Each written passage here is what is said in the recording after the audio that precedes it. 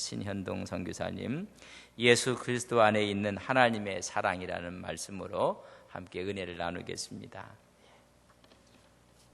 우리 나올 때 박수 한번 하겠습니다.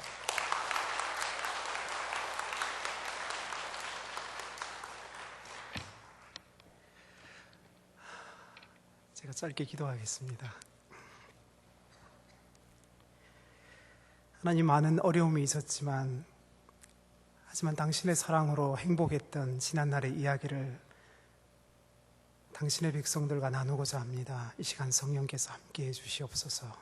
예수님 이름으로 기도합니다. 아멘. 네, 반갑습니다.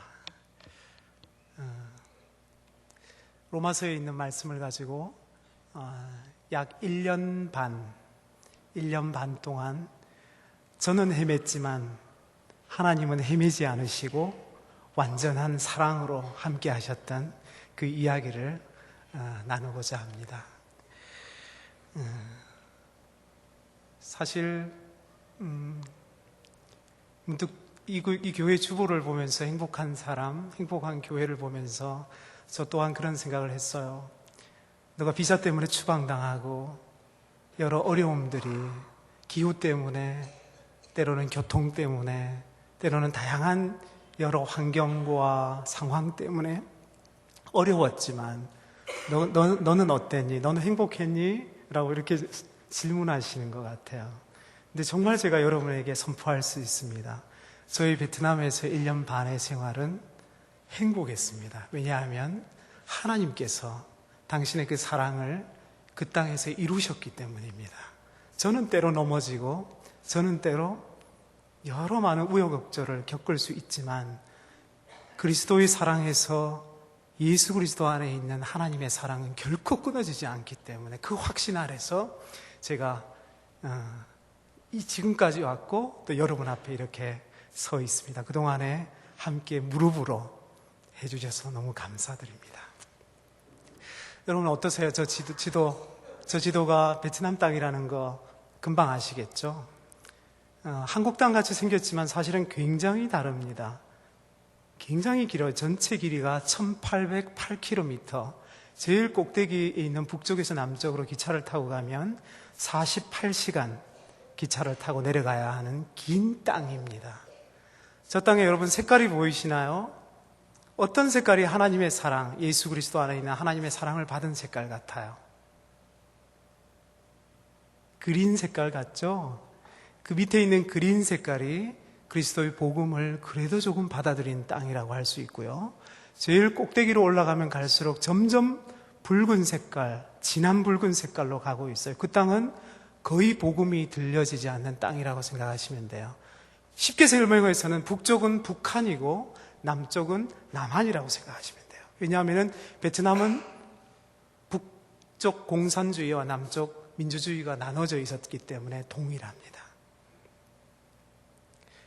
저 땅에서 하나님의 사랑을 입고 우리 모두가 하나님의 사랑을 입었는데 그 중에 주님께서 저를 부르셔서 저희 가족을 부르셔서 저 가장 붉은 중심지역인 하노이 땅, 우리나라로 말하면 평양 같은 그곳으로 저희를 보내셨어요. 저 북쪽에, 그쪽에 십자가를 들고 갔다고 여러분이 생각하시면 됩니다. 네, 이게 역사인데 여러분, 역사 그러면 여러분 지루해 하실 수 있잖아요. 그런데 오늘 이 시간은 전체 제가 말씀드릴 때 전부 기도하시면서 함께 하셨으면 좋겠어요. 베트남 땅에 대해서 우리 모두가 함께 기도한다라고 생각하시고 들으시면 좋을 것 같아요. 참 슬픈 백성입니다. 그렇지만 강한 백성이에요. 프랑스 지배를 1858년에서 1945년 이렇게 지배를 받아요. 그 다음에는 베트남 민주공화국과 베트남 공화국과 나눠져서 우리나라 36년보다 배가 넘는 시절 동안 나눠져 있었고요. 1976년에 베트남이 통일이 됐어요. 누가 통일했는지 아시죠? 유명한 호치민입니다. 호치민. 사실은 우리나라는 아직 통일을 이루지 못했어요. 근데 베트남은 우리보다 가난하지만 통일을 이룬 아주 강한 백성들입니다. 인구가 9,300만이에요. 굉장히 많죠? 9,300만. 그 중에 개신교가 우리 하나님 예수 그리스도를 인정하고 믿는 인구가 190만 명이라고 생각하시면 돼요. 국기가 저기 있죠? 여러분 금방 아시겠죠? 얼마나 개신교 인구가 작은지 뒤에 좀 나올 것입니다. 전쟁의 역사가 우리보다 어마어마한 전쟁이에요. 제가 때때로는 시내를 이렇게 타고 걸어 다니고 오토바이를 타고 다니면은 교통수단이 오토바이니까 오토바이를 타고 시내를 돌아다니면 시내 전체가 컴컴한 듯하고 사람들이 웃고 있는 얼굴이 거의 없어요. 처음에는 아내와 제가 언어를 배우고 다니다가 과연 내가 이 땅에서 살아갈 수 있을까? 이런 마음들이 저 깊이에서 올라와요. 그런데 1년이 지나면서 제가 왜 저렇게 웃음이 없을 수밖에 없나? 왜 저들이 이렇게 공고하게 살아갈 수밖에 없는 것을 깨달은 것은 저 전쟁의 역사 때문이었어요. 중국에 지배받은 게 그 옛날에 1000년 동안 지배를 받았어요. 1000년. 그리고 서구 식민지에 약 100년 동안 또 지배를 받고. 우리는 몇 년 받았죠? 36년 받았어요. 그럼에도 불구하고 우리 속에 얼마나 많은 우리 어르신들이 아픔을 갖고 있으세요. 근데 저 오랜 기간을 식민지로 살았습니다. 그런데 마지막을 잘 보셔요. 중국이든 몽골이든 크메르는 캄보디아라고 생각하시면 돼요. 프랑스든 일본이든 미국이든 모든 나라를 다 물리친 나라예요. 놀라운 아주 그 밑에 끈기와 그 강한 성질을 갖고 있는 백성이라 할 수 있습니다. 인구가 아까 제가 9,300만이라고 알려드렸죠. 근데 30세 이하가 70%예요. 어마어마한 인구 중에서 전쟁을 겪지 않은 30세 이하의 인구가 70%다 보니까 인구가 너무 많다. 이래서 지금 당에서 2명 이하는 나오면 안 된다. 이렇게 해서 법으로 지정하고 있습니다. 앞에 높이 있는 것이 어린 인구고요. 뒤로 가면 갈수록 나이가 다 많으신 분들의 인구입니다. 종교를 한번 보겠습니다. 삼교라고 하면은 중국에서도 이게 그렇죠. 3가지 종교가 뒤섞여 있다고 생각하시면 돼요. 불교와 유교와 도교가 섞여 있는 것이 53%나 되고요. 그 중에 무교가 23%, 토속 종교, 나무, 돌, 이런 것들을 믿는 이 7.8%, 캐톨릭이 7.7인데 주로 남쪽 저 밑에 호치민을 중심으로 도시, 원래는 여러분 다 아시는 사이공이었는데 공산화가 되면서 민주국가의 이름을 바꿔버리자 하면서 호치민 주석의 그 이름을 따서 호치민이라는 이름으로 바꿨습니다. 그곳에 훨씬 캐톨릭 인구가 많이 있어요. 그리고 기독교 인구가 1.8%인데 1.8% 중에서도 남쪽의 퍼센트가 많기 때문에 북쪽은 아주 없다고 생각하시면 됩니다. 기독교가 사실은 현지인이 나는 주님을 믿을 거예요 라고 생각하고 주님 앞으로 갈 수 있는, 스스로 결정해서 갈 수 있는 시기는 2004년에서 2005년 이때 시작된 거예요. 정말 얼마 안 됐죠. 지금 저는 선포할 수 없습니다. 제가 예수님 믿으세요. 예수님을 믿으면 정말 행복합니다. 정말 자유로워, 믿음 안에서 자유로워지고 죄로부터 자유할 수 있습니다 라고 얘기할 수 없어요. 단 저 사람이 저에게 물어보면은 얘기할 수 있어요. 왜 여기 왔어요? 라고 저에게 이렇게 물으면은 제가 어떻게 얘기하냐면은 저는 한국에서 대학교 교수였어요. 피아노를 가르치는 대학교 교수였는데 그런데 시각장애인들에 대한 마음이 많아서 시각장애인들을 가르치다가 너무너무 시각장애인들이 어렵다는 것을 깨닫고 제 어린 시절에 가난했고 힘들고 그 모든 경험들 속에 힘든 사람들을 내가 도와줘야 되는데 이제 한국 땅은 어느 정도 됐으니까 가난한 나라에 가서 시각장애인들을 돕고 싶어서 이곳에 왔어요. 그런데 시각장애인들은 볼 수 없기 때문에 귀로 들어서 모든 것들을 행동하고 살아야 되니까 나는 언어를 잘해야 해요. 언어로 표현하고 언어로 들려줘야 되기 때문에 저는 2년 동안 언어를 열심히 배워서 시각장애인들을 돕고 싶어서 여기 왔어요. 그런데 하나님께서 나를 여기 보내셨어요. 라고 마지막은 저의 이야기는 다 들려줄 수 있어요. 나는 하나님 사랑 때문에 왔어요. 이 얘기는 들려줄 수 있지만 그 사람에게 하나님의 사랑을 전하다가 그 사람이 저를 당에게, 공안에게 고발을 하게 되면 저는 바로 추방입니다. 중국하고 좀 비슷하죠. 그리고 기독교가 지금 굉장히 성장하고 있어요.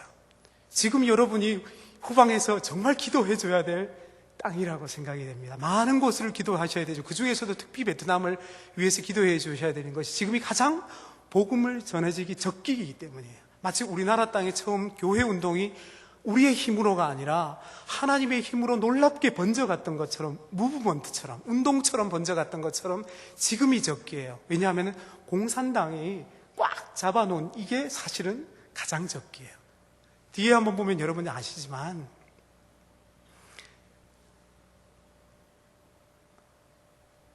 사실은 전쟁 후 세대가 아까 제가 70%라고 했잖아. 이 세대는 공산주의에 관심이 없어요. 이 세대는 어떤 것에 가장 관심이 있냐면은 돈이에요. 지금도 이미 베트남 땅은 가장 돈을 많이 벌고 싶어하는 물질주의가 번져가고 있어요. 그런데 이것이 공산주의에서 자본주의로 확 바뀌어서 안전과 안정을 추구하게 되면은 이것이 점점 올라가면 올라갈수록 결코 하나님의 사랑으로 나아가기는 어려워요. 그런데 지금 막 물질주의로 가려고 하는 이 찰나에 어려운 이때가 가장 복음을 전하기 적기에, 제가 봐도 그래요. 그래서 참 하나님 적기에 저를 보내셨다는 생각이 듭니다. 경제적인 것도 지금은 놀랍게 성장하고 있어요. 하루하루가 다르게 빌딩이 서가고 있어요. 한국 기업들이 계속 들어오고 있어요. 왜냐하면 모든 중국에 있는 물류가 인건비가 높아지기 때문에 동아시아로 대거 이동하고 있는데 라오스, 베트남 쪽으로 계속 이동하고 있습니다. 이게 집에 가시면 집집마다 있는 제단이에요. 제단. 집집마다 가면은 모든 집에 저 제단이 있습니다. 그런데 이곳은 호치민 주석을 제단 중간에 놓아둔 그런 곳입니다. 이곳에서 매일 또는 수시로 제사를 드려요. 이게 조상신이죠. 조상신이 가장 강력합니다. 네, 호치민 주석이 호치민 시내에 가장 큰 우체국에 걸려있는 초상화입니다. 곳곳에 이거를 볼 수가 있어요. 중국에는 전체가 우리나라는 단일 민족이잖아요. 근데 종족이, 전체 종족이 몇 종족이냐? 55개의 종족이 있어요.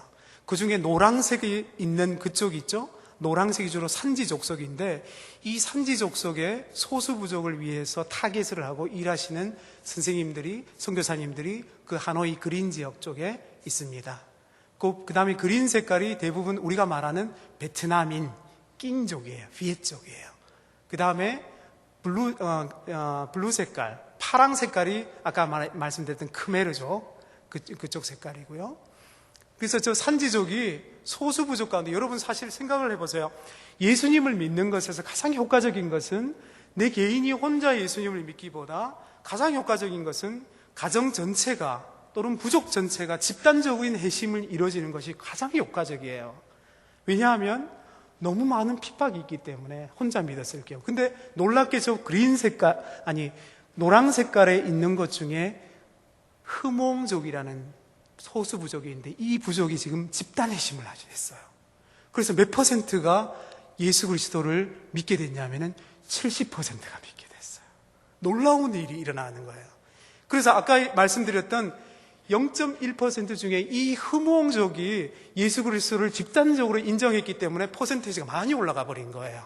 사실 전체적으로는 굉장히 없는데 여러분 기도하실 때 집단적 회심을 위해서 기도를 꼭 해주셔야 돼요. 복음에 있어서는. 하노이, 제가 살고 있는 곳이 하노이입니다. 하노이는 수도예요. 수도인데 하노이가 변하면은 이 베트남 전체가 변할 수 있어요. 하노이는 매우 중요한 도시입니다. 하노이 땅이. 그 중에 하노이에 여러분 인구가 700만인데 교회가 몇 개가 있는지 아세요?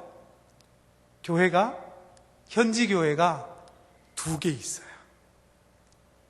왜냐하면 정부가 인정해주지 않고 허가를 해주지 않기 때문이에요. 그래서 현지 교회가 약 1000명, 그 다음에 지하교회, 가정교회가 4,000명 해서 현지인이 믿고 있는 게 700만 중에 5,000명밖에 되지 않습니다. 하노이 전체 인구에서. 그 밑에 있는 것은 국제교회와 한인교회 수를 합해서 전체 0.1%가 이루어진 거예요. 굉장히 적은 인구입니다. 제가 처음 도착했는데 작년 3월 1일 날 처음 도착했어요. 처음 도착해서 제가 하나님 사랑을 깊이 느끼지를 못했어요. 하나님 사랑을 깊이 느끼지 못하고 3월 1일 날 도착해서 한 달 동안 햇빛을 딱 하루 봤어요. 그리고 딱 하루 봤는데 하루 중에서도 빛이 살짝 나갔다가 들어가 버리는 거예요. 그런데 온도는 약 한 10도 정도? 그리고 보일러는 없어요. 그러면 빨래가 마르지가 않은 거예요. 그래서 아이들이 학교를 가야 되기 때문에 다리미를 가지고 빨래를 밀어서 스팀으로 좀 따뜻하게 해서 말리기도 하고 드라이기로 해서 말려서 가야 되는 3월 날씨였고요. 그 다음에 더위가 한 40도 올라가고 그 다음에 습도가 80-90%, 1년 내내 습도가 80-90%입니다. 겨울이든 겨울 2달 정도 있든 여름이든 습도는 80-90%예요. 그 다음에 교통은 우리나라 70년대에 쓰던 대우버스 있죠? 그걸 쓰다가 우리나라에서 버리는 것이 폐차하기가 너무 어려우니까 대부분이 베트남 땅에 와 있어요. 여러분이 쉽게 베트남 하노이에 오시면은 버스를 타시면 한국 글자를 쉽게 볼 수 있습니다. 이렇게 보면은 정차시 누름 이런 것이 적혀 있어요. 그래서 얼마나 낡았겠어요. 그렇죠? 그런 교통이라든가 또는 문화습득. 처음에는 제가 시장에 가면은 언어를 못하니까, 말을 못하니까 수첩에다가 적어주세요 해서 가격을 물어서 가격을 받아서 보고 그 다음에 돈을 한참 헤아려서 내주기도 하고 그 다음에 그 다음 날은 그것과 비교하고 대조해서 또 이렇게 사기도 하고 그러면서 문화습득을 하고 또 언어습득을 했습니다. 뒤를 한번 볼까요? 자, 한번 들어보세요.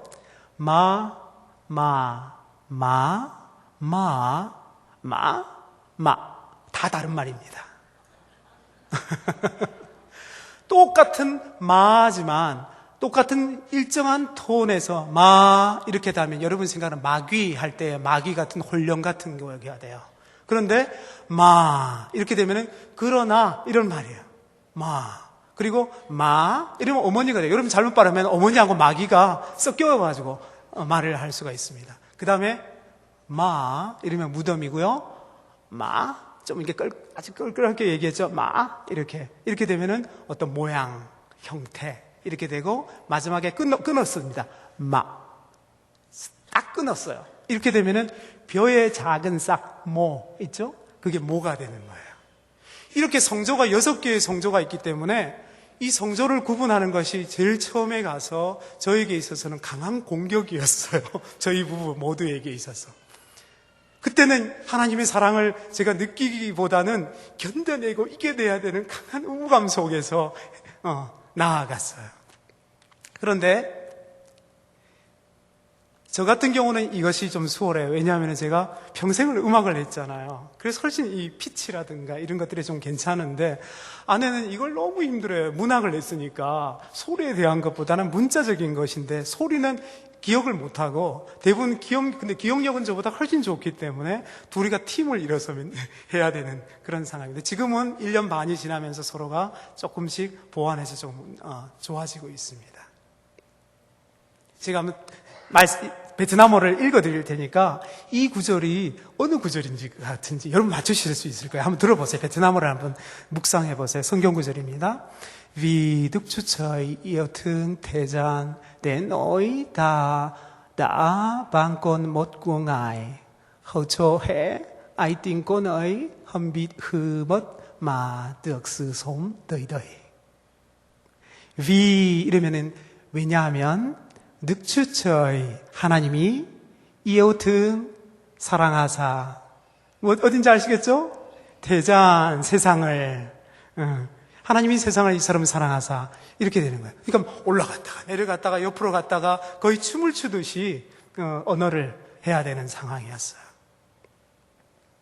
이게 지금 언어를 지금 저희가 배우고 있는 것입니다.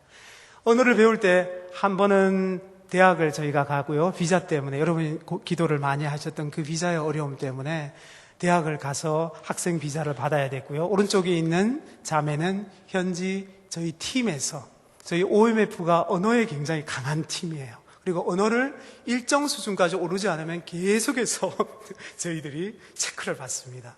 그래서 이 OMF에서 세운 조력자, 언어 조력자입니다. 이 자매는 저희 팀 멤버가 1900년대 초반에 미국 가정이 와서 입양한 자매예요. 그래서 이 자매는 영어를 그 입양한 가정에서 살면서, 미국 가정에서 살면서 언어를 배우고 주님을 영접해서 저희 언어를 돕고 있는 조력자입니다. 그래서 저희가 일주일에 2번은 이 언어 조력자와 함께 배우고 있고 오전 내내 언어를 배웁니다. 그 다음에 3일은 대학에 가서 배우고 있습니다. 이게 아까 말씀드렸던 재단인데요. 재단 위에는 별게 다 있어요. 이건 저희 네덜란드 자매가 살고 있는 곳을 저희가 방문했는데 그 집에 베트남 집은 굉장히 뾰족하고 작게 한 층에 방 한 칸인데 뾰족하게 3층으로 되어 있는 게 일반적인 베트남 집이에요. 근데 3층 꼭대기에 갔더니 이 네덜란드 자매가 살고 있는 집에 제일 꼭대기에 저게 있는 거예요. 그래서 제가 기념으로 찍었는데 저 재단이 아무런 말도 없지만 영적인 공격인 거예요. 뒤에 걸 한번 볼까요? 좀 흐리게 나왔죠. 이게 지금 저희 집 바로 앞집에 있는, 저게 704호인데 저희가 701호에 살고 있어요. 근데 704호에 어느 날 제가 호치민을 갔다가 호치민에 있는 목사님 한 분이 십자가를, 현지 교회에서 만든 십자가를 선물해 주셨어요. 그래서 제가 그 십자가가 너무 의미가 있고 좋아서 문을 현관문 안에서 볼 현관문 앞에다가 딱 걸었어요. 이것을 걸고 다음 날 문을 열고 제가 나갔는데 저 재단이 세워져 있어요. 그 다음 날. 그동안에는 전혀 재단이 세워지지 않았는데 십자가를 세우는 그 다음 날 문을 열고 나갔더니 저 재단이 정면에 그동안에 없던 재단이 딱 세워져 있는 거예요. 그래서 제가 이 영적인 공격이 사실은 지금 눈앞에 벌어지고 있구나. 왜냐하면 여러분, 음력 1일과 음력 15일 날은 항상 부적을 태웁니다. 자, 이게 지금 저희 집 바로 옆에 있는 부적 태우는 곳이에요. 도시 곳곳에 이게 있어요. 아까 그것은 집 안에 있는 것이라면 이건 집 바깥에서 주로 보면 재단 위에 돈을 많이, 가짜 돈을 놓는데 그 가짜 돈을 가지고 또는 부적을 가지고 매월 음력 1일과 15일 날은 그 모든 것을 태워요. 태워서 새롭게 하는데 바깥에 저런 것을 태우는 곳이 곳곳에 있는 거예요. 처음에는 저희가 넘어지고 자빠지면서 이것이 영적 공격인지 영적 대결인지 영적 싸움인지 전혀 구분할 수가 없었어요. 근데 어느 순간에는 저희가 이것이 영적 대결이라는 것을 느끼면서 저희 부부가 새벽 기도를 해야만 했었어요. 교회가 없지만 우리가 새벽 기도를 해야 한다. 이 곳곳 문만 열면은 재단이고 나가기만 하면 이 영적인 이 세력들이 들거리고 있는 이 땅에서 우리가 맨날 맞고만 있을 수는 없다. 우리가 보이지 않는 그 믿음에 대해서 공격을 해야 되겠다 해서 둘이가 일어나자마자 안 되겠다. 새벽 기도를 하자 해서 새벽 기도를 하기 시작했어요. 하나님께서 하나님의 사랑을 느끼는 첫 경험이었습니다. 하나님이 우리를 사랑하고 우리를 그냥 버려두지 않으셨구나. 이 새벽 기도, 이 기도가 얼마나 중요한지 그제서야 저희들이 깨달은 겁니다. 이거는 도시 곳곳에 있는 사찰들이에요. 곳곳마다 이런 사찰들을 볼 수가 있습니다. 자, 저거는 제가 시장에서 물건을 사고 있는 장면이에요. 우리나라 70년대 주로 바깥 시장 같아요. 거의, 물론 백화점 안에 있는 시장도 있지만 거의 현지인들은 그런 데 가지 않습니다. 대부분 다 이런 시장, 포장 이렇게 쳐 있고 있는데 너무 뜨겁기 때문에 오후에는 시장을 열지 않습니다. 오전에 아침 새벽부터 오전만 고기 그 자리에서 바로 목 따고 오리 죽이고 닭 죽여서 그 자리에서 바로 껍질을 벗겨 뜨거운 물 부어서 껍질을 벗겨서 팔고 바로 그렇게 해요.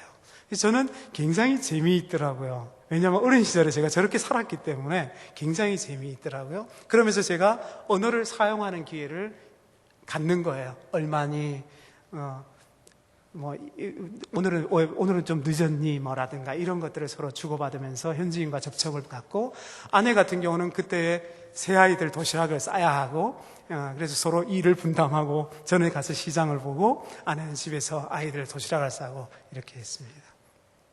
이게 이제 제가 제일 처음 3월에 도착해서, 하노이에서 2시간 정도 북쪽으로 올라가면은 베트남에서 아주 유명한 차가 나는 도시가 있어요. 타잉웬이라는 곳인데, 그곳에 저희 미국 가정 한 가정이 딸 넷을 데리고 그곳에서 영어를 가르치기 위해서 미국 가정이 있었어요. 근데 저희가 와서 처음 적응하기가 힘드니까 자기 집에 불러서 식사 초대를 한다고 해서 2시간을 버스를 타고 갔는데, 처음 제가 이제 이 나라에서 버스를 타고 가니까 기대를 가지고 버스를 탔는데 사람이 다 앉아 있는데 저희 보고 타라는 거예요. 그래서 들어갔더니 중간 자리에 나무 토막을 탁 놓고는 거기 그냥 앉으라는 거예요. 그래서 지금 중간 자리에 제가 나무 토막에 앉아서 2시간을 가고 있는 모습입니다. 그래서 제가 제일 처음 문화적으로 한국하고 정말 다르구나 이 생각을 해서 제가 인상 깊게 찍어 놓은 겁니다. 짐, 보따리 정말 많이 쌌죠. 근데 베트남에 가서 이제 제가 집을 얻고는 하나님이 도착한 그날 집을 바로 주셨어요. 그래서 그 집에 정착을 하는데, 이제는 정착을 해서 한 4년, 저희가 4년 일하고 그 다음 또 본국 사역을 하니까 기대를 하고 정착을 하고 있었는데, 이제는 이사가 별로 없겠지, 이제는 짐을 많이 싸야 되지 않겠지라고 생각을 했는데, 저의 예측이 틀렸어요. 여러분이 잘 아시다시피 몇 달이 지나자마자 하루 만에 국경을 넘어서 저희를 추방하는 거예요. 기회를 주지도 않고 시간도 주지 않고 하루 만에. 왜 그러는지, 그동안에 대학에서 언어를 익혀왔기 때문에 대학에서 비자를 줬었는데, 갑자기 대학에서 너희들 여기서 비자를 주지를 못하니까 이 하루 만에 국경을 넘어서 바깥으로 나가라는 거예요. 그래서 새 아이들을 급히 학교에서 불러가서 하루 만에 보따리를 싸들고 공항으로 간 거예요. 그래서 공항으로 갔는데, 공항에 가니까 그동안에 대학에서는 약속을 했었거든요. 저희에게 비자를 주기로. 그래서 저희는 비자 만료 기간이 넘어서도 믿고 맡겼던 거예요. 근데 3일 비자 만료가 넘었기 때문에 공항에서 공안이 잡은 거예요. 그래서 공안하고 실랑이를 해서 1시간 동안 저희 두 사람은 언어도 잘 못하죠. 계속 실랑이를 벌이고 있고, 아이들은 바깥에서 기도하고 있고, 그 하노이 공항에서 1시간을 얘기하다가 조금의 벌금을 내고 방콕으로 날아갔습니다. 저게 지금 방콕에 도착해서 풀어놓은 짐을 제가 해놓은 거예요. 그런데 이때 제가 하나님이 정말 내 편이시구나 하는 것을 느꼈어요. 아무도 아는 사람이 없는 방콕으로 넘어가야 되는 이 상황 속에서, 오늘 말씀 가운데 여러분 이런 일 있잖아요. 오늘 그 본문 가운데 앞 구절에 보면은 31절에 보면 이런 구절이 있어요. 그런즉 이 일에 대하여 우리가 무슨 말하리요? 만일 하나님이 우리를 위하시면 누가 우리를 대적하리요? 저는 이 말씀이 이루어지는 것을 이때 경험했어요. 처음에는 뒤에 이런 말, 환난이나 적신이나 핍박이나 이 모든 것들에 대해서 나오잖아요. 근데 이때 하나님을 우리를 위하시면 누가 대적하리요? 어떻게 제가 경험을 했냐면은, 방콕을 도착해서 저희 OMF가 그래도 국제단체고 참 좋은 단체여서 곳곳에 게스트하우스가 있어요. 그래서 방콕에 게스트하우스가 있어서 방콕 게스트하우스를 갔는데, 저희 미국팀 멤버가, 하노이에 있는 미국팀이 저희가 너무 딱해서 오자마자 추방이 됐으니까 너무 딱해가지고 저희를 자기들이 다 차비하고 그 모든 것들을 제공을 해서 방콕에서 3시간, 4시간 떨어져 있는 저 아래에 바닷가에, 거의 사람이 없는 무인도와 같은 곳의 바닷가에 우리같이 중국에서, 라오스에서 어려운 땅에서 추방당한 선교사님들을 위해서 게스트하우스를 또 OMF가 하나를 오랫동안 전에 지어놨어요. 바닷가에. 그 바닷가에 이 미국 선교사가 그것을 알고 있어서 저희를 그쪽으로 가도록 다 만들어 놓은 거예요. 저희는 아무것도 모르는 상태에서 가자마자 일어났으니까 어디에 뭐가 있는지 아무것도 모르는데 이 미국 선교사가 이것들을 어레인지를 해서 그 방콕 그 밑에 남쪽에 가서 이곳이에요. 이곳에 하나님께서 저희를 하나님이 만들어 놓으신 시편에 나온 피난처에 저희 가족을 던져 놓으셨어요. 비자로 인해서 추방이 됐습니다. 추방이 되었는데 도리어 그곳에는 물론 가슴 저 밑바닥에는 불안함들이 있죠. 그렇지만 하나님께서 저희 가족이 그곳에서 쉴 수 있고 예배해 놓으신 그 땅에서 또 중국에서 또 추방당한 저희가 싱가포르 본부에서 같이 훈련받았던 동료를 만나서 그 두 사람이 서로 하나님의 사랑을 얘기할 수 있었고 하는 그런 귀한 시간을 보냈어요. 그래서 정말 하나님이 만약 여러분 가운데도 저희가 그때 같이 그렇게 힘든 것처럼 여러분 인생에도 그런 분들이 계실 거예요. 하지만 행복이라는 게 행복한 사람, 행복한 교회가 그 속에 어려움이 없는 건 아니잖아요. 하지만 그 어려움이 있다 하더라도 예수 그리스도의 사랑이 있다면 그것은 행복할 수 있는 것이 바로 그것이 믿음이고 그것이 바로 우리에게 있어서의 가장 큰 행복의 조건이지 않겠어요? 믿는 사람에게. 그렇듯이 제가 저곳에서 행복할 수 있었습니다. 왜냐하면 주님이 하나님께서 내 편이셨기 때문이에요. 31절 말씀입니다. 그런데 뒤에 한번 볼까요? 더 놀라운 일이 기다리고 있어요. 저기 지금 중간에 서 있는 미국 분이 방콕 홈의 디렉터로 계신 분이에요. 그런데 앞에 여러분 보시는 우측에 검은 옷을 입고 계시는 미국 분이 두 분 다 방콕 홈에서 선교사로 계신데 검은 옷을 입고 있는 여자 미국 선교사님이 강계에서 오랫동안 살았다는 거예요. 북한 강계에서. 그래서 어떻게 북한 강계에서 살았습니까? 라고 물어봤더니 엄마 아버지가 북한의 선교사님이셨다는 거예요. 그래서 그곳에서 그 추운 강계에서 어린 시절을 보냈던 것, 그 힘들었던 북한에서의 생활들을 제가 들을 때 어떻겠습니까? 무엇을 느꼈겠어요? 나의 힘듦을 생각했겠습니까? 그렇지 않죠? 예수님 사랑을 생각하죠. 오늘 본문 하나 제가 또 하나 읽어드릴게요. 또 그리스도께서 너희 안에 계시면 몸은 죄로 말미암아 죽은 것이나 영은 의로 말미암아 살아있는 것이니라. 누가 정죄하리요? 죽으실 뿐 아니라 다시 살아나신 이는 그리스도 예수시니 그는 하나님 우편에 계신 자요 우리를 위하여 간구하시는 자시니라. 10절과 34절 오늘 본문입니다. 8장에 있는 이 예수 그리스도 때문에 만난 저 형제들, 예수 그리스도 때문에 만난 사람들 속에 하나님의 사랑을 느낄 수가 있었어요. 참 놀라운 시간이었습니다. 도리어 추방되어서 저는 더 많은 하나님의 사랑을 경험할 수 있었죠. 이게 안 나오네요. 하지만 마음으로 그려보세요. 뭘 것 같아요? 복음의 다리가 뭘 것 같아요? 저에게 있어서. 음악이죠, 음악. 저에게 있어서 복음의 다리는 저 피아노, 음악이에요. 평생을 제가 저 피아노를 했기 때문에. 저 장면은 복음의 다리에는 아마 음악적인 사진이 하나가 들어가 있었을 거예요. 하나님이 저를 처음에 가자마자 언어만 해야 되는데 하나님은 예비하시고 준비하셔요. 승리를 이미 계획하고 계셔요. 저를 강하게 하고 계셔요. 계속. 딸이, 여러분, 제 딸하고 함께 지난번에 연주했잖아요. 그렇죠? 오늘도 사실은 함께 와서 연주를 한번 하고 싶었는데 다음 기로 미뤄야 될 것 같아요. 다음 주 화요일 날 이 아이가 고졸 검정고시를 쳐요. 그곳에서 학교를 안 다녔기 때문에 고졸 검정고시를 다음 주 화요일 날 서울에서 보기 때문에 혼자 남아 있습니다. 딸아이가 하노이 국립음대에서 첫 독주회를 하고 있는 장면입니다. 하나님이 저 딸아이가 바이올린 독주회하는 그것을 보는 게 아니라 저를 현지인과 접촉하게 하시는 거예요. 다리를 놓아주시는 거예요. 이 딸로 인해서.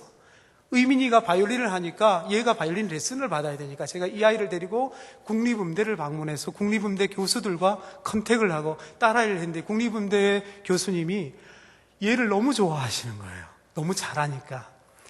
그리고 이 아이에게 어린이날이 되면은 초콜릿을 사주고 그 다음에 추석, 설이 되면은 민족 그 명절 때 먹는 음식을, 베트남 음식을 주기도 하고 그러시는 거예요. 그분이, 저는 독주회를 저희가 계획을 할 수가 없죠.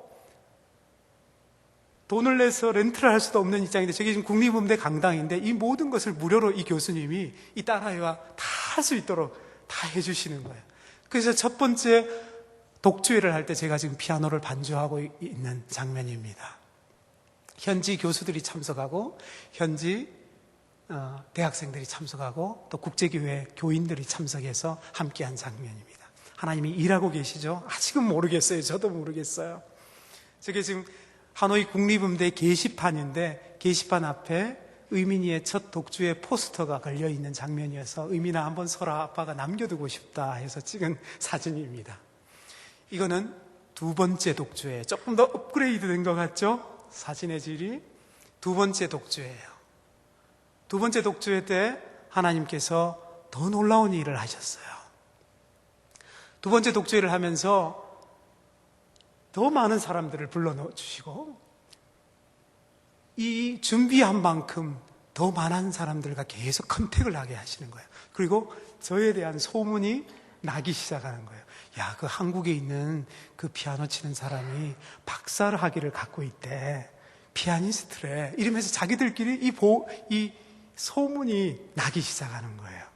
그래서 그 뒤에 보면은 놀라운 일이, 이게 지금 독주회 마치고 난 다음에 그 탱 교수님과 찍은 사진입니다. 기억나실 때 기도해 주세요. 기억하기 쉽죠? 한자예요. 탱. 예, 탱 교수입니다. 이 탱 교수님은 나이가 65세 정도 되셨는데 러시아에서 공부를 하시고 지금 현재 베트남에서 가장 티칭에서는 가장 높은 선생님이십니다. 국가주석의 공로 훈장을 받으신 그런 분이에요. 하지만 제가 복음을 제시하지 못하죠. 그렇지만 계속 우리의 삶을 보여주고 있습니다. 매주 같이 가서 선생님하고 대화 나누고 인사 나누고 그렇게 하면서 대화를 나누고 있습니다. 예, 이것도 하나가 빠졌네요. 이 협력비 팀사, 사실 제가 혼자 할 수 없잖아요. 여러분, 사실 제가 여기 혼자 이렇게 섰지만 여러분, 제가 거기 가서 뭐 굉장히 큰 일을 할 것 같다고 생각하시면 여러분 착각이세요. 저는 너무나 미약한 요 손에서 제가 떨어지면 저는 깨어져 버릴 것 같은, 깨어져 버리는 그런 하나의 존재일 뿐인데, 함께 할 수 있는 것은 팀 사역으로 우리가 함께 더불어서 해야만이 이 일이 운동처럼 번져. 그것이 항자교회이든 그것이 국제교회이든 그것이 한인교회이든 함께 이 운동을 위해서 팀을 해야 되기 때문에 팀 사역을 저희 OMF에서는 굉장히 중요하게 생각합니다. 그래서 여기 지금 있는 것은 한국 선교사님이 하노이에 약한 남자 여자 선교사님 합해서 100여 분 정도가 계셔요. 그래서 그분들이 한 달에 한 번씩 모여서 협력 자기 사역을 발표하고 때로는 힘을 돋아주는 일을 하고 있어서 제가 이 사진을 찍었는데, 올 한 달 정도에 주님의 교회, 서울의 주님의 교회 박원우 목사님이 자비량으로 오셔가지고 저희 모두를 위해서 특강을 해주고 계신, 성경 전체를 다시 한번 훑어주시는 그 장면을 제가 찍어놓은 사진입니다. 이거는 국제교회예요. 하노이의 교회가 국제교회, 항자교회, 현지교회, 그 다음에 한인교회 이렇게 있어요. 근데 국제교회인데 이 국제교회를 이제 저희 OMF 팀들은 다 다니고 있습니다. 국제교회는 아프리카인도 많고요. 그 다음에 아시아인도 많고 유럽, 그 다음에 북유럽 사람들이 굉장히 다 모여 있는 교회예요. 다양한 언어들이 있고 다양한 피부 색깔이 있는데 협력해서 나아가는 참 행복한 교회예요. 근데 이 교회가 두 교회가 있는데 동쪽과 서쪽에 두 교회가 있는데 이 교회는 재정적으로 하나가 되어 있고 목사님은 두 분이지만 한 달에 한 번은 통합해서 예배를 드리면서 서로 다른 다양한 차이 속에서 하나를 이뤄보자고 하는 그런 참 좋은 교회입니다. 저희가 참 감사하면서 다니고 있는데 이 교회 가운데서도 하나님이 저희를 오기 바로 전에 저희가 이 트리오, 제가 지금 키보드를 하고 있고 딸아이가 바이올린, 둘째 아이가 첼로를 하고 있죠. 그래서 사실 오늘 세 명이 트리오를 함께 하려고 했었어요. 근데 딸아이 시간이 이렇게 돼서 하지 못했습니다. 근데 참 의미냐고 둘하는 것과 세 명이 하는 것이 또 다르더라고요. 그래서 이번 겨울에 성탄절에 현지인들을 초대해서 제가 음악회를 지금 기획하고 있습니다. 성탄절에는 사람들이 기대를 갖고 있으니 쉽게 응해서 교회를 올 수 있으니까요. 항자교회 사진이 안 나왔군요. 항자교회도 여러분 꼭 기억해 주십시오. 아까 탱 교수님 기억해 주시고요. 항자교회는 베트남에서 너무너무 중요한 교회예요. 항자교회. 기억나실 때 꼭 지금도 기도해 주세요. 항자교회. 왜 중요하냐면 하노이가 호치민시보다는 작아요. 인구도 작고 경제 규모도 작고 시설도 부족하고 많은 부분에 있어서 부족합니다. 그런데 자존심이기 때문에 하노이의 제일 높은 빌딩이 우리나라 경남건설에서 세운 경남빌딩인데 72층이에요. 그런데 호치민에서는 72층 이상을 세울 수가 없도록 규제되어 있습니다. 뭘 말씀하고 계신지 아시겠죠? 말하자면 이런 거예요. 북한에서 우리나라를 통일했는데 북한에서 70층을 지었어요. 평양에. 그럼 서울에서는 70층 이상 짓지 마세요. 왜냐하면 여기가 지금 집권을 했기 때문에. 그 말하고 똑같다고 생각하시면 돼요. 그래서 호치민은 조금은 사람들이 위축되어 있고 조금은 좀 이 부분에 대해서 소외감을 느끼고 있습니다. 그런데 훨씬 잘 살아요. 호치민은 훨씬 잘 살아요. 그게 항자교회고요. 항자교회 목사님이 폴 목사님이시란 분인데 영어 이름으로 이 목사님이 최근에 교회 목사님이 되셨어요. 그래서 저는 그거 지금 이것이 교회의 무브먼트에 굉장히 중요한 포인트라고 생각해요. 이 목사님이 되시면. 왜냐하면 그 전에 목사님이 보다 이 폴 목사님이 되시고 난 다음에 교회가 하노이가 점점 변하고 있어요. 영적인 기류가. 이 목사님은 저희 OMF 선교사님 코리안 아메리칸 가장이 1900년대 초반에 하노이로 들어오셔서 술 먹고 담배 피우던 어떤 한 베트남 청년을 회심을 시켜서 그 사람을 싱가포르 바이블 칼리지로 유학을 보냈어요. 그래서 이 사람이 싱가포르 바이블 칼리지에서 유학을 하고 돌아와서 그곳에서 싱가포르 자매와 결혼을 해서 하노이로 돌아와서 자기 시골집에 가서 이 싱가포르 자매가 부모님들이 하나도 믿음이 없는데 그곳에서 부모님을 회심시키고 이 폴 목사님 가정 전체를 회심시켜서 하노이로 돌아와서 사역을 하면서 얼마 전에 약 1년 전에 이 폴 목사님이 항자교회 목사님으로 공식적으로 정부가 공안이 인정해주는 목사님이 되셨어요. 그래서 이 교회가 계속 늘어나고 있어요. 점점 늘어가고 있고 지난 성탄절에는 100명이 회심했습니다. 100명이. 그래서 너무너무 지금 현재 일어나고 있는 교회예요. 이게 지금 제가 아침 6시 45분에 한번 교회 예배가 있고 11시 예배가 있는데 제가 예배를 너무 참석하고 싶어서 뒤에 안에 오토바이를 태우고 둘이가 항자교회로 6시 45분까지 가서 가능한 한 이 항자교회에서 예배를 드리려고 합니다. 같이 교우들과 계속해서 관계를 유지하기 위해서. 그래서 6시 45분에 도착해서 항자교회 안에서 제가 찍은 사진입니다. 교회 예배 형태는 거의 우리 한국교회와 비슷하더라고요. 근데 굉장히 뜨거워요. 이게 제가 갔을 때 바깥 공고판에 붙어 있는 것인데 6월 9일 날 세례식이 있었던 장면을 제가 특별히 찍어놔서 가장 최근에 세례식을 했던 장면이라 제가 찍어놨습니다. 이거는 제가 오토바이 면허증을 따기 위해서 서류 작업이 굉장히 길어서 오래 기다려야 됐어요. 기다리다가 항자교회와 가까이 있어서 항자교회를 들렀어요. 들렀더니 찬양 소리가 조그마한 아이들 소리가 막 나는 거예요. 그래서 제가 이게 뭔가 하고 항자교회를 들어갔더니 여름 성경학교를 하고 있는 거예요. 그래서 아이고 제 어린 시절에 흰 구름 뭉게뭉게 피는 하늘에 그 노래했던 생각이 떠올랐는데 저 신발들을 다 벗어놓고 들어가 있어서 제가 그게 너무 인상적이어서 성경학교 그 신발을 제가 다 찍어 놓은 거예요. 그래서 거기 자리에 앉아서 제가 주님 앞에 기도했어요. 주님 저도 여기에 있는 한 아이와 똑같았어요. 주님 아니면 저는 한 가난한 소년이었고 꿈도 없고 희망도 없는 그런 소년이었어요. 하지만 주님이 저를 부르셨기 때문에 저는 지금 현재 여기 와 있어요. 여기 있는 소년들 가운데, 소녀들 가운데도 저같이 언젠가는 이렇게 주님의 사랑으로 주님의 그 사랑으로 어느 땅에 가서, 더 가난한 땅에 가서 복음을 전할 수 있게 해주세요라는 그런 기도가 저절로 나오더라고요. 뒤에 앉아서. 그러면서 제가 이 사진을 찍었습니다. 이 성경학교에 하는 장면이 많이 있죠. 하노이 시내만 있는 게 아니라 폴 목사님이 너무 뜨거워서 저 지방에 있는 이 여름 성경학교 할 수 없는 아이들을 봉고로 실어가지고 이 레베카 사모님하고 둘이가 한 일주일을 그 주변에 묵게 하면서, 교회에 묵게 하면서 다 데리고 와서 성경학교를 하고 있어요. 여러분, 항자교회를 위해서 꼭 기억해 주십시오. 베트남의 복음화에 너무나 중요한 교회입니다.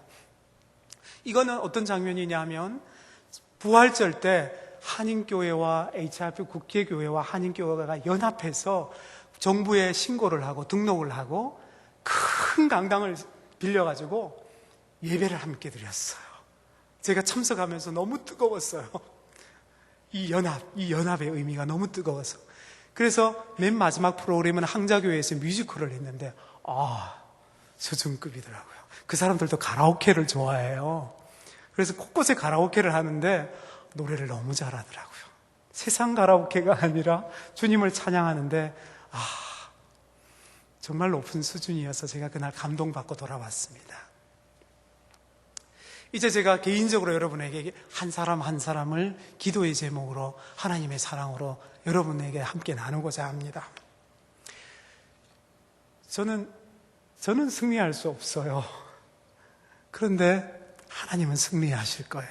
저는 그것을 믿어요. 하나님은 분명히 승리하실 거예요. 이 땅에서 여러분, 하나님이 승리하지 않으셨어요? 저희 땅에서 승리하셨죠. 지금도 승리하고 계시고. 그런데 그 승리를 위해서는 저는 정말 성령이 필요하다고 생각해요. 나 혼자만은 도저히 불가능하고, 그래서 아까 제가 새벽 기도를 출발했다고 했잖아요. 그게 성령 운동이잖아요. 이 성령이 필요해서 오늘 구절에도 제가 이 성령 구절이 하나를 제가 읽어드릴게요. 26, 27절에 보세요. 마음을 살피시는 이가 성령의 생각을 아시나니 이는 성령이 하나님의 뜻대로 성도를 위하여 간구하심이라. 마음을 살피시는 이가 성령의 생각을 아시나니 이는 성령이 하나님의 뜻대로 성도를 위하여 간구하심이니라. 여러분, 지금 저희는 너무 기도가 필요해요. 여러분의 기도가 아니면 저희는 그곳에서 살아갈 수 없을 거예요. 저뿐만 아니라 많은 선교사님들이 그러실 거예요.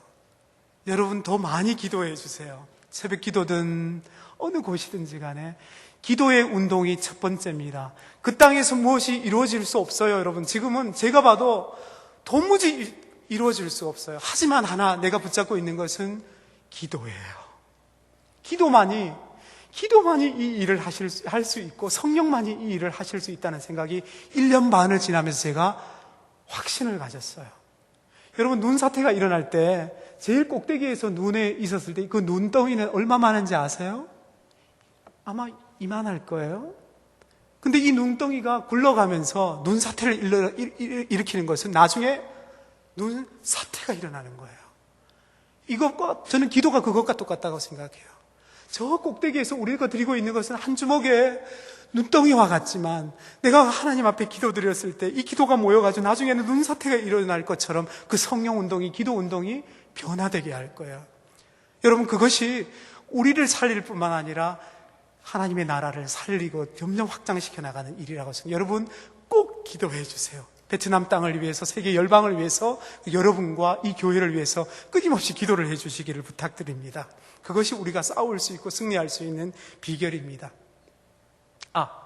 앞에 있는 이 가정은 저희가 살고 있는 옆에 살고 있는 치 가정이에요. 아까는 탱이었고 이번엔 치입니다. 여러분, 그냥 이렇게 생각하시면 돼요. 기분 나쁠 때 이렇게 하셨듯이 이 치 가정이 저희가 지금 현재 제가 펄슨 오브 피스라고 했죠.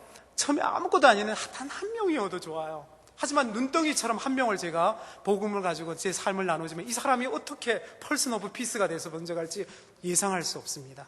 그래서 어떤 한 명이라도 제가 그 가정과 하나님이 맡겨주신 펄슨 오브 피스가 누구실까를 이렇게 생각하면서 만나고 있는데, 이 가정은 복음이 조금 열렸어요. 그리고 열려져 가고 있어요.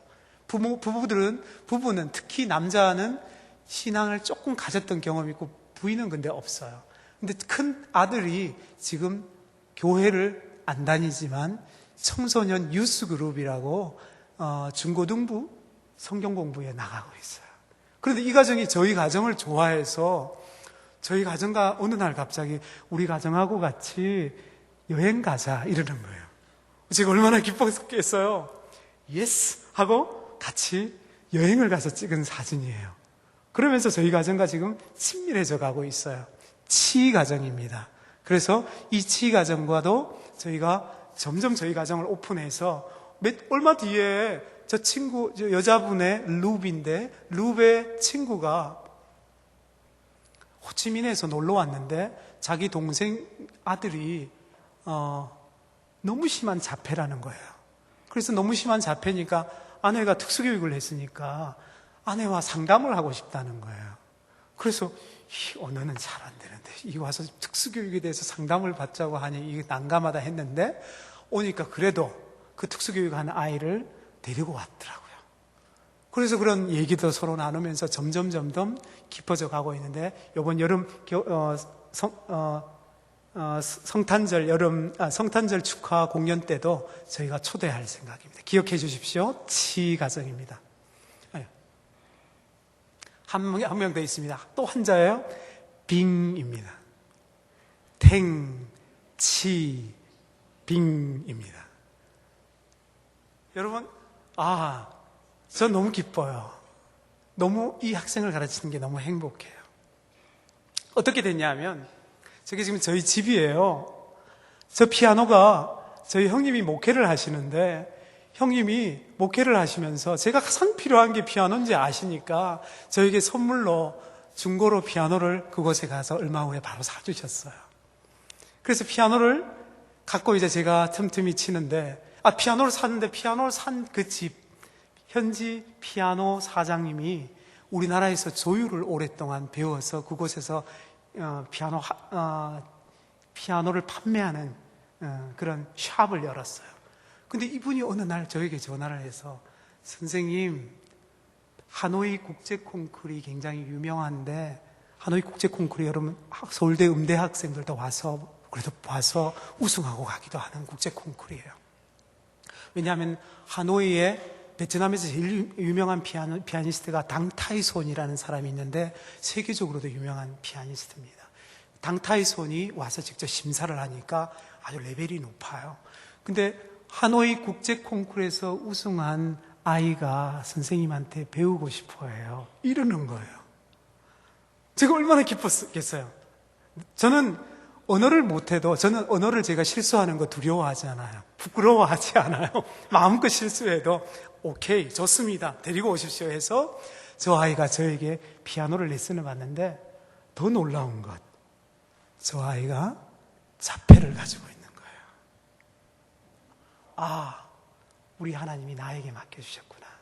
내가 장애인에 대해서 마음을 품고 있고 시각장애인에게 특별히 마음을 품고 있는데 이 아이가 자폐를 갖고 있어서, 하지만 자폐가 아주 미세해요. 자폐 여러분 아시지만 자폐는 도리어 집중력이 굉장히 강하기 때문에 피아노에 음악에 굉장히 집중해요. 그래서 지금 저한테 배운 지가 벌써 꽤 됐어요. 그래서 점점 얘가 즐거워하는데 제가 버벅거리면서 베트남어 하죠. 그러니까 때로는 제가 실수하니까 얘가 깔깔깔, 선생님이 실수하면 왜 가장 학생들이 좋아하잖아요. 그래서 제가 막 실수하면 얘가 배꼽을 잡고 웃고 선생님 그거 아니에요. 이거 이렇게 발음해야 돼요. 이거는 이 단어예요. 라고 이렇게 가르치면서 둘이가 배우고 있는데, 마치고는 부모님을 기다릴 때 저희 부부가 기도하면서 항자교회에 가서 항자교회에 만화로 된 성경 바이블 스터디, 성경 이야기를 샀어요. 베트남어로 된 거를. 그래서 다윗 이야기, 골리앗 이야기, 그 다음에 여호수아 이야기, 이런 것들을 주면서, 야, 선생님이 너 발음 한번 듣고 싶다. 한번 좀 읽어줄래? 이렇게 해서 얘가 부모님을 기다리면서 얘가 이 이야기를 저희 부부에게 들려주도록 만들어서 이야기를 읽게끔 지금 그렇게 하고 있어요. 이렇게 정말 아무것도 할 수 없지만 하나님은 처음 이 바닥에서 계속 일하고 계시는 것을 경험하게 하셨어요. 이 학생과 제가 성탄절에 원 피아노 포 핸즈를 지금 준비하고 있습니다. 한 피아노로 두 사람이 하는 연탄곡, 브람스, 그 다음에 드보르작 이런 곡들을 저희가 준비해서 이 가정을 교회, 국제교회로 초대할 생각입니다. 그래서 국제교회에서 연주를 하면서 야 너희 가정에 친구들 좀 불러와 이렇게 해서 국제교회에서 처음 교회를 방문할 수 있도록 제가 그런 계획을 가지고 있습니다. 여러분 기억해 주십시오. 뭐라고 했죠? 치가 가장 여러분 잘 기억하시네요. 그 다음 네, 꼭 항자교회와 기억해 주십시오. 마지막입니다. 우리 믿음의 가족들이에요. 처음에 갔을 때는 왜 외로움이 없겠어요, 그렇죠? 막 힘들면은 쫓아갈 모아도 없고 교회도 없고 한데, 그런데 하나님이 저렇게 믿음의 가족을 붙여주셨어요. 저희 팀 멤버들입니다. 1년에 한 번씩 컨퍼런스를 할 때 베트남에서는 회의를 할 수가 없어요. 그래서 전체가 저희 정책으로 1년에 한 번은 태국으로 건너가서 태국에서 회의를 합니다. 자유로운 국가로 넘어가서 그곳에서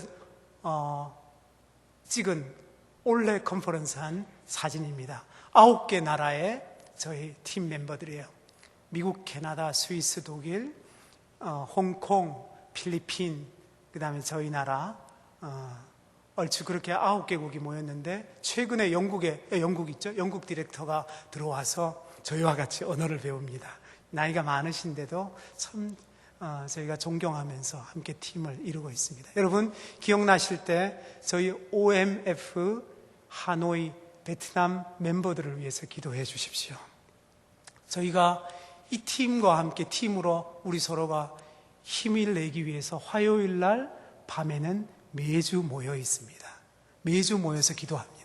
그리고 2주에 한 번씩은 언어를 배우고 있는 사람들이 모여서 체크를 하고요. 얼만큼 현지인과 언어를 지금 현재 나누고 있는지 시간을 체크하고, 얼만큼 언어를, 한국어를 몇 시간 하는지, 베트남어를 몇 시간 하는지 그거를 계속 체크를 해요. 그래서 지금 하고 있는데, 여러분 특별히 기억나실 때마다 저희 팀 멤버들이 협력해서 좋은 시스템, 좋은 체제를 지금 적기인 이때에 좋은 시스템을 만들어갈 수 있도록, 복음을 전하게 시스템을 만들 수 있도록. 그게 뭘 것 같아요? 제일 좋은 시스템이 여러분 뭘 것 같아요? 복음을 전하게?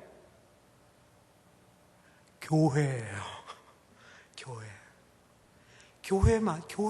교회의 개척 운동만이, 교회가 먼저 가야 이게 돼요. 여러분 우리 곳곳 방방곳곳에 우리 교회들이 있잖아요. 한국 교회, 이것이 얼마나 놀라운 역할을 했는지 여러분 너무 잘 아시잖아요. 저희가 가끔씩 얘기해요. 여러분 저희 9개 우리 팀 멤버들에게 한국의 처치 무브먼트를 생각해야 한다. 그것이 얼마나 놀라운 이야기인지 나는 너무나 잘 알고, 나는 그 처치 무브먼트의 교회 운동에 난 어린 시절에 중심에 있었다. 그걸 내가 알기 때문에 이 땅에서도 그렇게 되어야 한다. 그런데 하노이 땅에는 신학교가 하나도 없어요. 어떻게 되는 겁니까, 여러분? 굉장히 지금 시스템이, 체계가 너무 힘드는 시스템이에요. 교회는 먼저 가야 되는데, 교회는 2개 교회로 묶여 있고, 신학교도 설립되어져 있지 않아요. 우리는 아무것도 할 수 없어요. 교회도 세울 수 없고, 신학교도 세울 수 없어요. 하지만, 누가 하실 수 있으시죠? 하나님께서 하실 수 있어요. 정말 하나님은 승리하실 거예요. 저는 오늘 이 본문의 8장에서 가장 핵심적인 말씀이라고 해서, 여러분 너무나 잘 아시는 롬 8:28, 이것이 너무나 핵심적인 말씀이라고 생각해요. 우리가 알거니와 하나님을 사랑하는 자, 곧 그 뜻대로 부르심을 입은 자들에게는 모든 것이 합력하여 선을 이루느니라. 저는 이 말씀을 믿어요. 모든 것이 합력해서 선을 이룰 때에 우리는 끝이 보이지 않는 것 같고 소망이 없는 것처럼 보이지만, 하지만 믿음으로 봤을 때는 바랄 수 없는 그 실상들을 우리는 볼 수 있는 눈들이, 그것이 바로 믿음이잖아요. 여러분 가운데서 지금 현재 너무나 막막한 분 계세요? 너무나 지금 현재 도저히 끝이 없는 절망 가운데 떠오르는 깊은 강처럼, 높은 산처럼 느껴지는 그 무엇인가 없으세요? 우리 모두에게 각자가 한두 개는 그런 거 있잖아요. 하지만 그럴 때 우리에게 필요한 것은 바로 기도이고 성령이고 믿음이 바로 그 도전이라고 생각해요. 여러분 기도해 주십시오. 말씀드린 기도 운동과 성경적인, 선교사들은 빨리 빠져야 돼요. 선교사들이 그곳에 오래 있으면 안 됩니다, 여러분. 선교사가 요즘에는 거기에 뼈를 묻는 거 아니에요. 뼈를 묻겠다 이게 아니라 빨리 교회를 세우고 현지인들에게 모든 것들을 이양하고 빠지는 것이 요즘에 가장 좋은 토착적 성경적인 지금 선교의 패러다임이에요. 그래서 가능한 한 빨리 이 현지인들이 스스로 일어나서 스스로 교회를 세우고 스스로 재정적인 독립을 해 나갈 수 있는 토착적 성경적 교회. 우리 한국 교회가 그랬잖아요. 한국 교회 외국 교회에 돈 우리 빌어 쓰지 않았습니다. 자립해서 이까지 온 거예요. 그래서 우리나라가 더더욱 놀랍게 이렇게 온 거예요. 저는 베트남 땅도 그렇게 될 수 있도록 여러분 기도해 주십시오. 그 다음에 신학교가 설립될 수 있도록 한인교회, 국제교회, 항자교회가 연합한 신학교가 세워질 수 있도록 저희는 기도합니다. 그리고 그렇게 했을 때 제가 할 수만 있다면 그곳에 교회 예배에 대한 피아노 레슨을 할 수 있게 되기를 저는 바라고 있어요. 언젠가는 이 신학교에서 저희를 위해서는 항상 언어의 진보가 있도록 해주십시오. 제가 지금 이렇게 여러분에게 마음껏 얘기할 수 있는 것처럼 현지인에게 이렇게 얘기할 수 있다면 제가 얼마나 좋을까요? 그렇게 될 수 있도록 기도해 주세요. 복음을 전하는데 정말 언어가 너무 필요하잖아요. 시각장애인들에게 보이지 못하는데 눈을 감고 있는데 저 사람이 지금 성조를 올렸나 내렸나 끊었나 이런 것들을 금방 느끼는 게 시각장애인이거든요. 그러니까 이 시각장애인들에게 복음을 제가 제대로 전할 수 있도록 정확한 언어를 구사할 수 있도록 저희 부부에 기도해 주시고, 내년 1월 25일 저희가 다시 비자 전쟁이 들어갑니다. 기억해 주십시오. 어떻게 비자를 받아야 할지 아직 저희는 몰라요. 1월 25일까지 학생 비자를 받았는데 1월 25일 이후에는 그 다음 스텝에 저희가 계속 학생 비자를 받을 수 있을지 아니면 제가 워킹 비자를 받아야 할지 지금 몰라요. 때때로는 한국 선생님들이 추방이 되기도 하고 하는데 그 다음 스텝에 저희 부부가 하나님의 인도를 잘 받아서 워킹 비자든 아니면은 다른 부분들이 될 수 있도록 기도를 해주시고, 사실은 세 번째 기도가 제일 큰 기도예요. 제가 1년 반을 돌아보니까 제가 여러분 영혼 사랑을 되게 어떠세요? 제가 영혼 사랑 잘할 것 같습니까? 잘 못해요. 왜냐하면 제가 1년 반 지나 보니까 내 속에 사랑이 그렇게 많이 없다는 생각을 제가 너무 많이 했어요. 하나님 사랑이 내 속에 너무 없구나. 왜냐하면 기후에 적응하고 비자를 해결해야 되고, 그 다음에 가정에 있는 모든 것들을 둘러보고, 그 다음에 언어를 해야 되고, 이런 것들을 하면서 생존해야 되기 때문에 생존하느라고 굉장히 바쁘니까 하나님의 사랑에 대한 것들을 제가 많이 잃어버리는 거 있다는 것을 이번에 주님이 이곳으로 보내면서 다시 반추해 보면서 제가 그 생각을 했어요. 주님, 제 속에 하나님 사랑, 당신의 사랑, 예수 그리스도의 사랑이 필요했는데 정말 많이 고갈됐네요. 주님, 영혼에 대한 사랑, 이 사랑을 회복하게 해주시고, 그렇게 되려면 제가 주님의 사랑이 필요하니까 날마다 주님께로 더 가까이 나갈 수 있도록 도와주세요. 이 기도가 나오더라고요. 여러분, 저희를 위해서 이 기도 꼭 해주세요. 주님께 더 가까이 나가서 그 사랑으로 영혼을 사랑할 수 있도록 꼭 기도해 주시기 바랍니다. 꼭 여러분 이 모든 것들을 기억해 주시기 바랍니다. 마지막으로 제가 한 말씀하고 바로 들어가겠습니다. 이 모든 것 가운데 여러분, 제가 베트남에 있지만 제가 있는 게 아니라 여러분 모두가 함께 있는 거예요. 그렇기 때문에 여러분 모두가 하나님 사랑 안에서 하나님이 넉넉히 이기게 해주시고 강하게 해주시고 승리하게 해주시는 이 하나님의 사랑을 붙잡고 살아가시면서 기도하시면 저희 또한 승리합니다. 왜냐하면 성도는 하나이기 때문입니다. 여러분, 이 땅에서도 승리해 주시고 행복한 주님의 사랑을 누리시면서 행복한 교회와 행복한 사람으로서 이 1년 동안에 있는 이 모터처럼 하나님 사랑 안에서 여러분들이 승리해 갈 수 있게 되기를 바랍니다. 아멘. 제가 이번 주 토요일 날 서울에서 저희 파송교회 두레교회에서 노숙자를 위한 음악회를 1시간 가져요. 그곳에 제가 특별히 5곡의 현지 작곡자의 곡을 피아노 곡으로 연주를 해요.